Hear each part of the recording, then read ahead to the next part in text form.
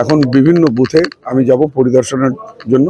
2021 বিধানসভা থেকে আমি দাঁড়িয়ে বিধায়ক হওয়ার পর 2023-এ যেমন পঞ্চায়েত ভোট ছিল, লোকসভা 2024 হলো, কোনো মানে গন্ডগোল সন্ত্রাস হয়নি। কিন্তু এর আগে রায়গঞ্জবাসী উইটনেস রয়েছে কিছু বাইরের নেতা যারা হয়তো এখন বিজেপির হাইকমান্ডে আছে, তারা যখন রায়গঞ্জে এসেছে তখন রায়গঞ্জে অশান্তি হয়েছে, সন্ত্রাস হয়েছে।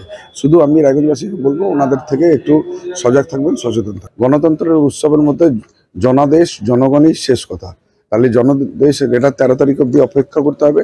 তবে যেই হিসাবে উন্নয়নকে পাথেয় করে যেই হিসাবে এবার প্রচার করা হয়েছে, সাধারণ মানুষ যেই হিসাবে আমাকে সমর্থন দেখিয়েছে আর যেই হিসাবে তারা সাড়া দিয়েছেন, তাতে আপনারা দেখবেন এবার বিপুল ব্যবধানে তৃণমূল কংগ্রেস এই সিটটি জিততে চলেছে।